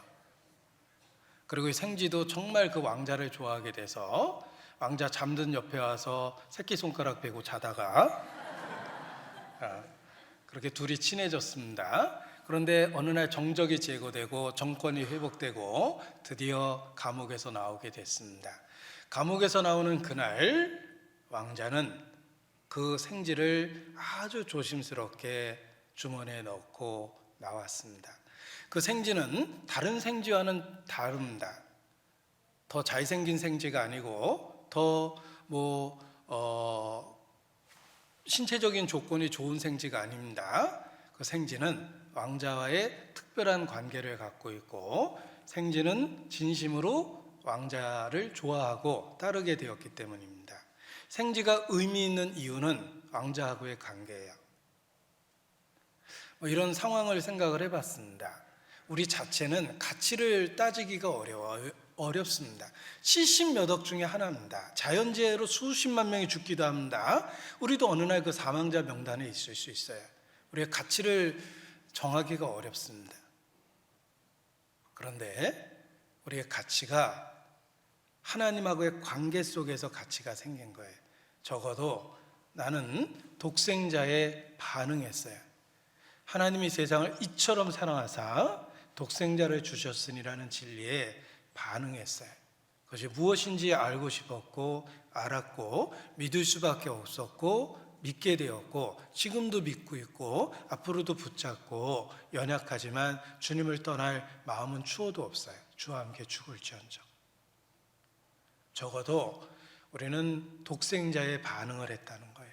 하나님은 그 반응한 것 자체를 우리의 가치로 봐주신 거예요. 우리 자신을 분석하면 보잘것없는 생쥐 같이 보일 수도 있습니다. 그러나 주님하고의 관계가 우리를 특별하게 생쥐 이상의 의미 있는 존재로 만들어준 겁니다. 그래서 우리에게 있는 믿음이 우리의 가치를 정하는 거다라는 생각을 하게 됩니다. 삼성전자라는 뒷배경이 말단 신입사원의 특별한 위치를 만들어준 것처럼 생쥐가 왕자와의 특별한 사귐과 관계로 인해서 다른 생쥐와 특별하게 된 것처럼 우리는 독생자 예수 그리스도와의 관계, 그 믿음을 갖고 특별한 존재가 되는 것입니다. 그것이 우리의 가치요 의미요 목적입니다. 그리고 우리가 네 번째 보배롭게 여겨야 될 것이 있습니다. 네 번째라고 그러니까 뭐가 벌써 네 번째지 이렇게 생각하시는 분이 있습니다. 또 졸다 놀란 분도 계실 거예요. 벌써 네 번째인가? 말씀이 보배라고 그랬고 그리스도 자신이 보배라고 그랬고 그리스도와 관계된 믿음이 보배라고 그랬습니다. 네 번째는 교회가 우리에게 주신 보배입니다. 우리가 혹 종교적 경력이 화려하신 분이 계실 겁니다. 이 교회 저 교회 많이 다녀보고 이 종교 많이 접해본 분이 계실 거예요. 그때는 정말 그랬습니다. 외치는 자만 것만은 생명수는 말랐더라. 서로 자기가 진리라고 그렇게 얘기하고 목소리 높이는데 이것저것 막상 접해보면 이것도 아니에요. 그러다가 진짜 복음을 전하는 교회를 만났어요. 말씀을 배웠고 그리스도를 알게 되었고 그리스도를 믿는 믿음을 지킬 수 있도록 교회가 만들어줍니다. 교회는 단지 아이를 낳는 것이 아니라 양육하고 보호하는 것처럼 우리의 믿음을 지켜줍니다. 교회가 있기 때문에 믿음이 지켜지고 복음이 전해지고 확장성 있게 전해지고 우리가 신앙을 지킬 수 있는 거예요. 교회를 보배로 여겨야 됩니다. 그 옛날 12제자는 얼마나 행복할까. 예수님과 동행했는데 어느 날 알게 됐습니다. 그 예수님이 우리 시대의 교회입니다. 교회가 있기 때문에 주님과의 동행이 가능하고 주님이 말씀을 전하는 그 현장에 있게 되고 주님이 기적을 행하는 그 현장에 있게 되는 거예요. 우리 시대의 교회는 그리스도의 몸이에요. 주님과 동행하게 만들어줍니다. 그래서 교회를 보배처럼 여기게 되는 것입니다. 그 보배처럼 여겨야 될 교회를 아주 사소한 일 때문에 떠나는 사람은 인생 일대의 가장 어리석은 결정을 한 겁니다. 사람 때문에 상처받았다고 교회 떠납니다. 뭐 식당에서 밥 먹으려고 그러는데 어느 자매가 나한테 말 함부로 했다. 나 이 교회 안 다닌다. 이런 슬픈 얘기하는 분도 들어봤고, 어느 날 설교를 겉듣다가 무슨 설교가 마음 걸려서 난 이 교회 안 다닌다. 이런 분도 있고, 뭐 이런저런 이유로 있다가 교회를 떠나는 분들이 계십니다. 정말 일생일 때 최고의 실수를 하는 거예요. 그리고 자기의 그 생각, 경험, 판단을 절대적 진리로 여기고 교회가 결정한 일이 마음에 안 들다고 비평하고, 비평한 것까지는 그냥 그런데 그게 교회를 떠나는 이유가 됩니다. 그것도 진짜 어리석은 거예요. 우리는 우물안 개구리라는 거 알고 계셔야 됩니다. 내 생각에는 맞아요. 내 경험으로 맞고 내 판단으로 맞지만 내 생각과 경험과 판단이 진리는 아니에요. 우리는 좁은 우물에 있어요. 좀 더 넓게 보면 다른 게 보입니다. 넓게 본 사람이 많이 생각하고 기도하고 결정한 거예요, 대부분은. 그런데 내가 경험한 세계 속에서 맞지 않는다고, 틀리다고 얘기하면 그게 많이 어리석은 겁니다. 우리 생각은 본의 아니게 우물 안에 있어요. 예를 들면 자기 부서에 대한 충성된 마음이 강해서 그 부서 입장에서 보면 그 결정이 틀린 거예요. 찬양대 입장에서 보면 이번에 교회 결정이 틀린 거예요. 교회학교 입장에서 보니까 이건 잘못된 거예요. 아닙니다. 좀 더 큰 그림을 갖고 보면 그렇게 결정한 그만한 이유가 대부분은 있어요. 그런데 자기가 본 그 좁은 기준으로 날카로운 비평을 하고 그냥 생각으로 끝냈으면 좋은데 다른 사람에게 전해주고 공감대를 만들고 교회를 부정적으로 보게 하고 교회에 무슨 부정적인 비리가 있는 것처럼 생각하게 하고 말씀 전하는 사람을 폄하하고 그러면서 이런저런 이유로 교회를 떠나면 정말 일생일대에 잘못된 결정을 하는 겁니다. 교회를 보배로 여겨야 돼요.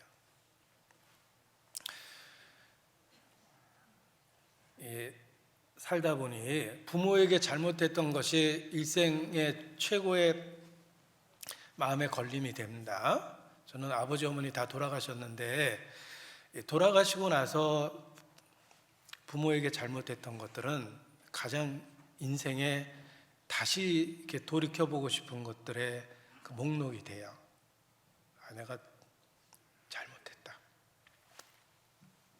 하물며 부모에 대해서도 그런데 교회가 그렇다는 거예요. 오랫동안 교회를 떠났다가 다시 온 분이 이렇게 편지를 쓰셨는데 자기는 교회를 등지고 떠났는데 이런저런 일을 겪고 돌아왔는데 교회는 여전히 진리를 지키고 있고 여전히 진리를 변함없이 전하고 있다. 그래서 진리를 지켜준 것, 변함없이 전하고 있는 것에 대해서 정말 감사하다는 그런 그 편지를 받은 적이 있습니다. 그렇습니다. 교회가 그래요. 교회는 진리를 지키고 있어요. 내가 예수님을 만날 수 있도록 전해주었던 그 진리가 지금도 전해지고 있습니다. 타협이 안 되고 변하지 않고 혼란하지 않고 그 명확한 진리, 내가 듣고 믿었던 그 진리가 지금도 전해지고 있어요. 저절로 그런 게 아닙니다. 제가 말씀 시작할 때 눌러붙지 않게 죽을 끊임없이 지어야 되고 자전거 넘어지지 않게 끊임없이 페달을 밟아야 되는 것처럼 복음을 순전하게 지키기 위해서는 치열한 영적 전투에 승리했기 때문에 이게 지켜진 거예요. 교회에 대해서 보배로 여겨야 됩니다. 그리고 다섯 번째 보배롭게 여겨야 될 것은 우리의 삶이 지나가고 있고 이 지나가는 삶 속에 우리에게 기회를 주셨는데 섬김의 기회, 헌신의 기회, 봉사의 기회, 희생할 수 있는 기회, 다른 사람을 도울 수 있는 기회, 그 기회를 우리의 삶 속에 주님께서 주십니다. 그걸 보배로 여기셔야 돼요. 그런 일이 없으면 우리 삶은 먹고 마시고 헛되게 보내는 거예요. 의미를 찾기가 어려워요. 먹고 마시고 흘러가는 이 세월 속에서 우리가 희생하고 수고하고 섬기고 봉사하고 다른 사람을 배려하고 그 모든 일들을 주님이 주셔서 우리의 삶을 의미 있게 하고 가치 있게 하고 열매 맺게 하며 거둘 게 있도록 하시는 것입니다.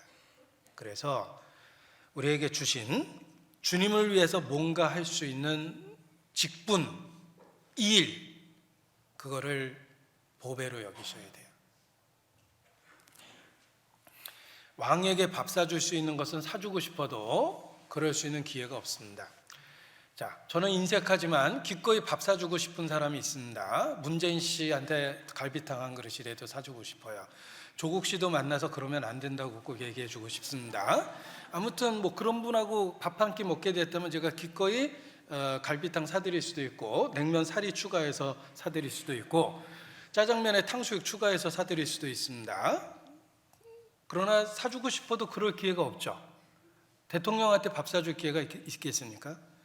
그런 기회는 아무한테나 오는 게 아니에요. 왕이 피난길에 쫓겨 도망다니고 있는데 굶주렸습니다. 그런데 모처럼 신하가 고기 사냥했다고 해서 고기를 가져와서 정말 굶주린 상태에서 잘 먹었어요. 그런데 나중에 보니까 신하 허벅지에 상처가 나 있었고 붕대가 감겨 있었고 쩔뚝거리기 시작하는데 알고 보니까 허벅지 살을 베서 왕에게 먹인 거예요. 뭐 그런 이야기 들어보셨을 겁니다. 굶주린 왕에게 밥 한 끼 해주는 것은 항상 생길 수 있는 기회가 아니에요. 그 신하는 그 기회가 있을 때 기꺼이 큰 희생을 치러서 자기의 충성된 마음을 보여준 겁니다. 우리가 이 땅에서 주님을 위해서 뭔가 할 수 있다는 건 결코 반복될 일이 아니에요. 창조주가 무엇이 부족한 것처럼 우리에게 섬김을 받는 분이 아니십니다. 그런데 기꺼이 우리의 섬김과 헌신과 희생을 받으십니다. 교회 안에서 이 땅에서의 삶을 통해서 그리스도 안에서 받으셔요. 그 모든 것은 기회예요. 기회로 여기셔야 됩니다. 심지어는 강제로 해도 그건 기회예요. 강제로 해도라고 제가 말을 했는데 예를 들어보겠습니다. 마가복음 15장입니다. 마가복음 15장 21절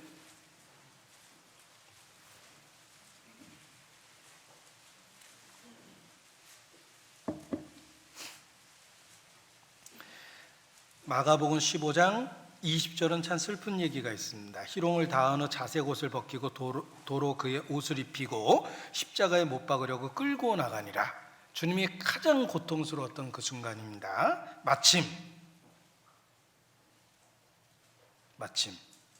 알렉산더와 루포의 아비인 구레네 사람 시몬, 긴 설명이 붙어 있죠.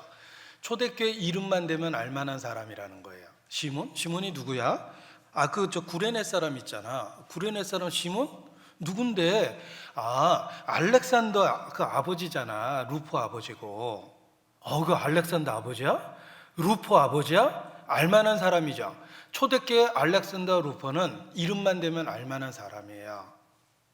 왜냐하면 초대교회 일꾼이었기 때문에 그렇습니다. 그 자녀가 초대교회 일꾼이 될 정도의 축복을 받았어요. 구레네 사람 시몬은. 그런데 그 구레네 사람 시몬이 그러한 축복을 받은 이유가 있습니다. 그날은 정말 재수가 없었어요. 그냥 구경하고 있었는데 하필이면 로마 병정이 자기를 딱 가리킨 거예요. 그래, 너 이리 와. 이거 너 십자가 들어. 예수님이 쓰러지니까 로마 병정이 옆에 구경하던 사람을 세운 겁니다. 시골로서 와서 지나가는데 참 구경하고 지나갈 건데 저희가 그를 억지로 같이 가게 하여 예수의 십자가를 지우고 골고다까지 가게 했어요. 구레네 시몬은 그날 일기에 오늘 재수 없었다 이렇게 썼을 거예요. 하필이면 로마 병정하고 눈이 마주쳤는데 하필이면 나를 지목하더니, 사람들이 구경하는 그 가운데 그 무거운 십자가를 지고 형장까지 끌고 가서 오늘 정말 힘들었다, 창피했다, 그런데 내 옆에 걸어가던 그분은 도대체 누굴까? 사람들이 그리스도라고 하는데, 뭐 이렇게 일기를 썼겠죠. 3일 뒤에도 아마 일기 썼을 거예요. 놀라운 소식을 들었다, 그가 살아났댄다, 사실일까? 예. 결국은 아무튼 이 일을 계기로 그는 초대교회의 한 성도가 됐습니다. 그래서 이름이 알려진 거예요. 그 구레네 시몬이잖아.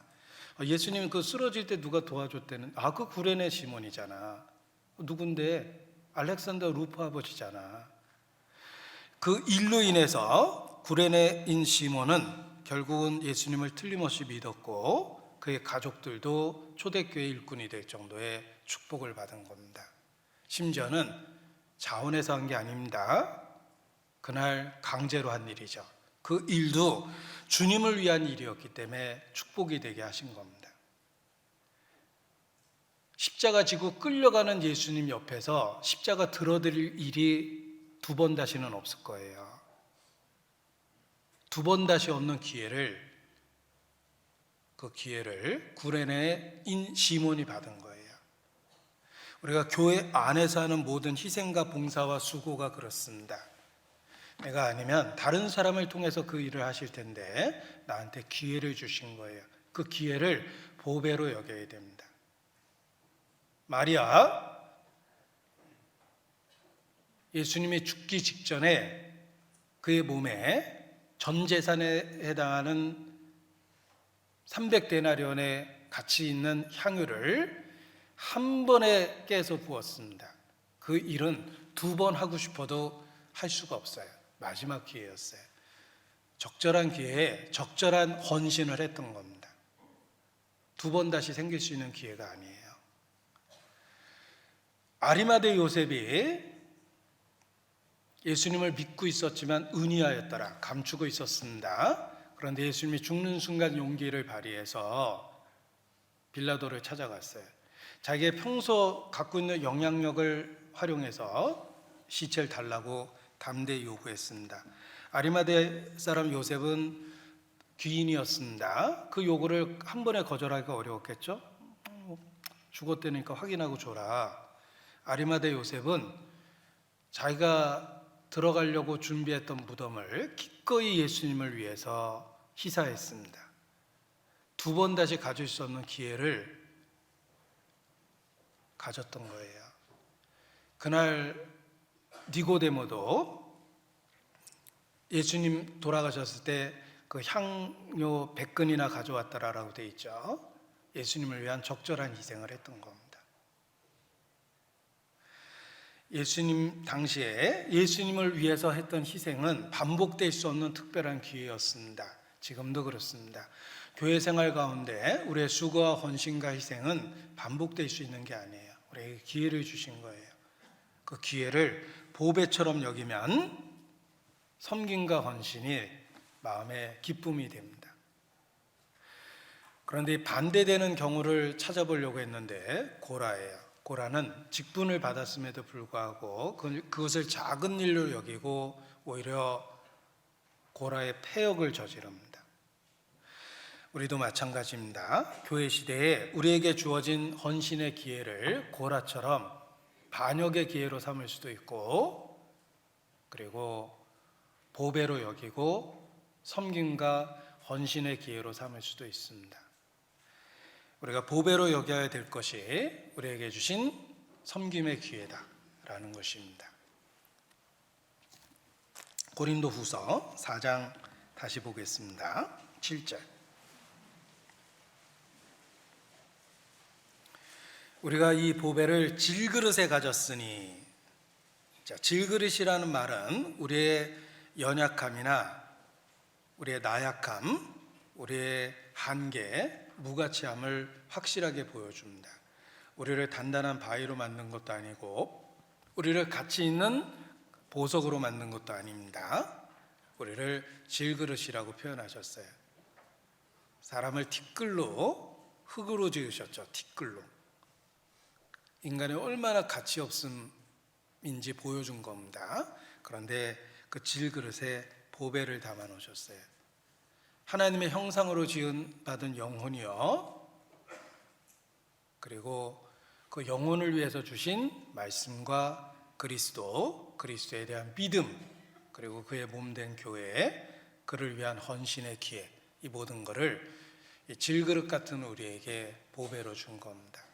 이 보배라는 말과 질그릇이란 말은 극히 대조적이며 우리의 한계를 깨닫게 하고 주님의 높고 위대하심을 볼 수 있게 만들어줍니다. 그리고 실제 삶에 있어서도 신앙생활의 비결이 이 안에 들어있습니다. 우리가 질그릇이라는 연약한 존재라는 걸 기억하고 우리의 가치는 그리스도라는 보배로 말미암아 나타나는 것입니다. 능력이 그렇습니다. 우리의 능력도 우리 자신에 대해서는 의미가 없고 가치가 없다는 거예요. 우리는 깨어지기 쉬운 질그릇입니다. 능력의 근원도 주님에게만 있다라는 것을 매일의 삶 속에서 이 말씀이 일깨워 줍니다. 우리가 이 보배를 질그릇에 가졌다는 말씀 속에서 능력의 근원이 주님께 있다는 걸 알게 되는 거예요. 7절, 우리가 이 보배를 질그릇에 가졌으니 이는 능력의 힘이 큰 것이 하나님께 있고 우리에게 있지 아니함을 알게 하려 함이라. 알게 하려 함이라. 아셔야 됩니다. 우리의 가치는 주님 자신으로, 우리의 능력은 매일의 삶에 필요합니다. 주님에게로부터 오는 거예요. 고린도후서 1장 9절입니다. 9절 같이 읽습니다. 우리 마음에 사형 선고를 받은 줄 알았으니 이는 우리로 자기를 의뢰하지 말고 오직 죽은 자를 다시 살리시는 하나님만 의뢰하게 하심이라. 자, 누구든지 하나님을 의지합니다. 대놓고 부인하는 사람 없습니다. 누구든지 하나님을 의지합니다. 그러나 진실한 성도만이 하나님만 의지합니다. 그게 다른 거예요. 그 만자가 붙어요.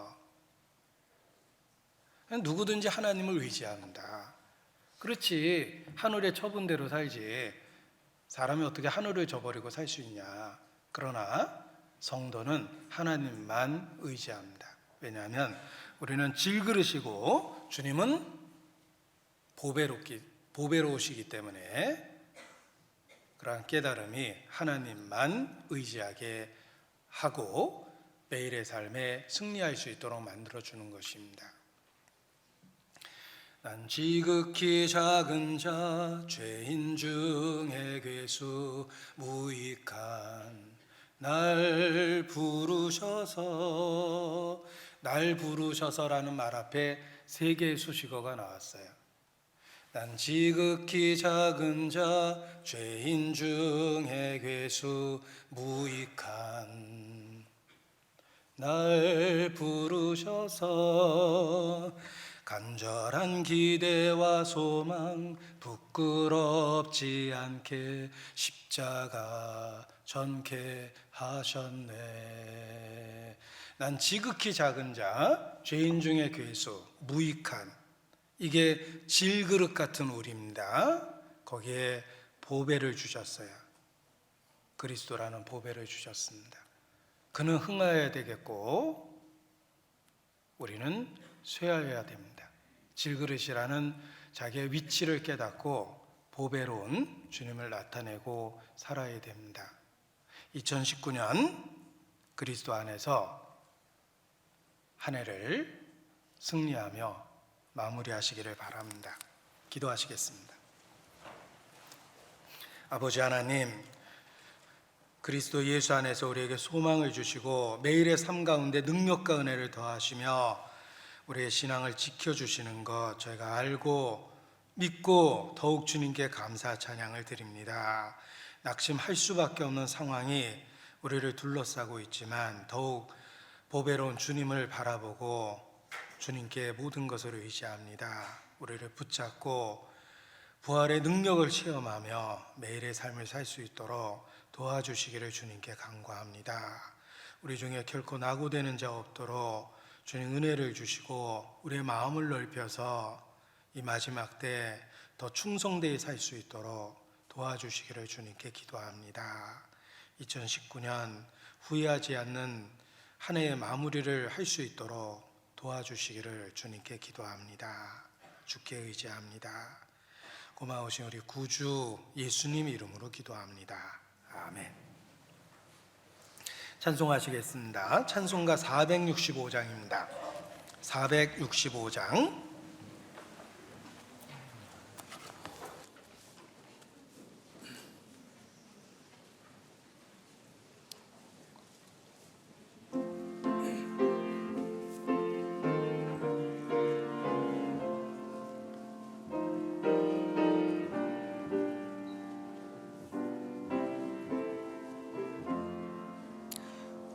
구주와 함께 나 죽었으니 구주와 함께 나 살았도다. 영광의 기약이 이르도록 언제나 주만 바라봅니다. 언제나 주는 날 사랑하사 언제나 새 생명 주시나니 영광의 기약이 이르도록 언제나 주만 바라봅니다. 마음속에 시험을 받을 때와 무거운 근심이 있을 때에 주께서 그때도 같이 하사 언제나 나를 도와주시네. 언제나 주는 날 사랑하사 언제나 새 생명 주시나니 영광의 기약이 이르도록 언제나 주만 바라봅니다. 아픈 눈물을 흘릴 때와 쓰라린 마음으로 탄식할 때 주께서 그때도 같이 하사 언제나 나를 생각하시네. 언제나 주는 날 사랑하사 언제나 새 생명 주시나니 영광의 기약이 이르도록 언제나 주만 바라봅니다. 내 몸의 약함을 아시는 주 못 고칠 질병이 아주 없네. 괴로운 날이나 기쁠 때나 언제나 나와 함께 계시네. 언제나 주는 날 사랑하사 언제나 새 생명 주시나니 영광의 기약이 이르도록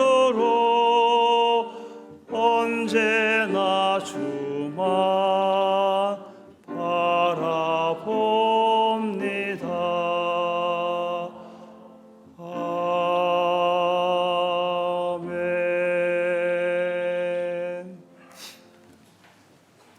광고 말씀 있으시겠습니다.